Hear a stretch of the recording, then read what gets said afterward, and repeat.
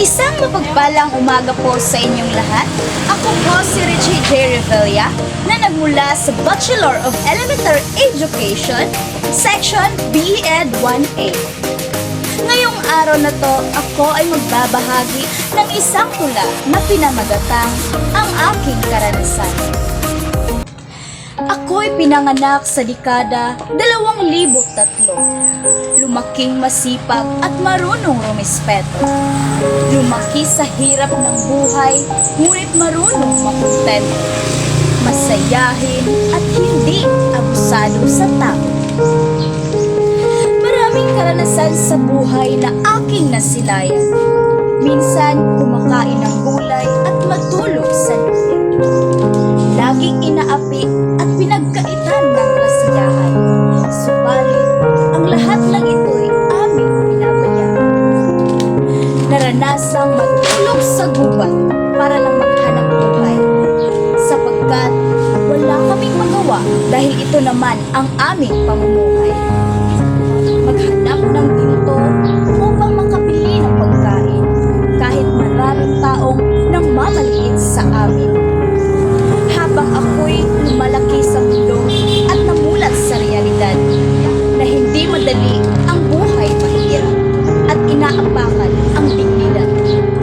Tao din ako na may malaking pangarap at hindi basta-basta susuko sa hamon ng hinaharap. Habang tinatahak ko ang mundong ito, naranasang maglakad ng ilang kilometro upang makarating sa paaralan at matuto. Tiniis ang sakit ng paa at sikat ng araw. At naranasang 2 piso ang baon sa araw-araw. Oo, mahirap maging ako. Mahirap ang karanasan ko. Ngunit walang mahirap at wala kaming magawa dahil ito naman ang totoo. Nakakainsulto ng aking pagkatao na inaapak-apakan ng kahit sino na hindi na kanila alam ang buong ako. Mahirap maging mahirap, pero mas mahirap ang taong mapagpanggap. Naranasang maglakbay sa daan upang magbenta ng gulay, upang matustusan ang hirap ng buhay. Minsan nakikita ko ang aking ama't ina na nag-uusap ng patago at lumuluha.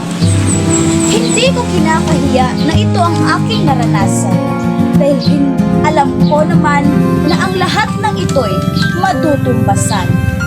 Ako'y mag-aral ng mabuti at magsikap upang sa huli makamit ko ang aking pinapangarap. Hindi man tayo parehas ng karanasan, ngunit gusto ko ibahagi ang aking naranasan na hindi madaling lumaki sa hirap at palaging inaapakan ng mga taong hindi man lang alam ang aking napagdaanan. Dito ko lang po tapusin ang aking tula. Naway nagustuhan nyo. Maraming salamat po.